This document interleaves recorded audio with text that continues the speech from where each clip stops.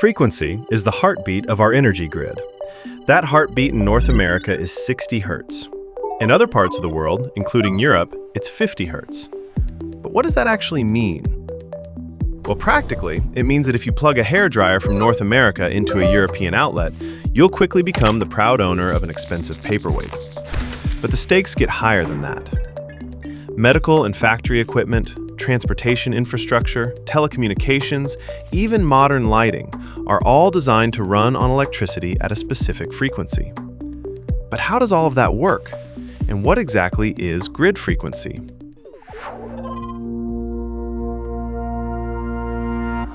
Imagine you're riding a bike with a trailer and need to maintain a constant pedaling rate of 60 rotations per minute to cruise along.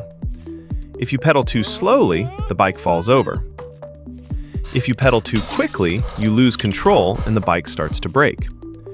In this scenario, your legs provide power generation. The weight in the trailer creates demand on your legs and is called the load. Every time you put more load in the trailer, your legs need to generate more power to keep a constant RPM. If you remove load from the trailer, your legs must generate less power to keep a constant RPM. If you add or remove too much load too quickly, there's no way to keep your legs rotating at the same rate. The grid has the same dynamic. The amount of power generation on the grid must match the amount of demand or load being consumed by customers, or the grid will have trouble maintaining a constant frequency.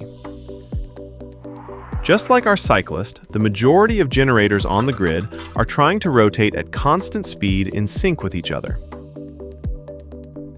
If you increase load, but generation stays the same, then the frequency drops. If you decrease load, but generation stays the same, then the frequency rises. If the grid gets too far away from the standard frequency, for example, due to loss of generation, then grid infrastructure and anything plugged into the grid can get damaged. Switches along the grid shut off to prevent this, which restores the grid frequency, but leaves some people in the dark.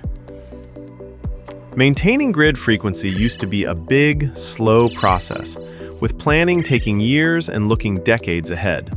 But now, the grid is changing much more quickly, with a greater variety and magnitude of generation sources and loads using that electricity. Our tools to maintain frequency must adapt quickly. In some later videos, we'll discuss how software-powered batteries play a role in keeping the heartbeat of the grid steady and strong. Learn more by visiting flexgen.com.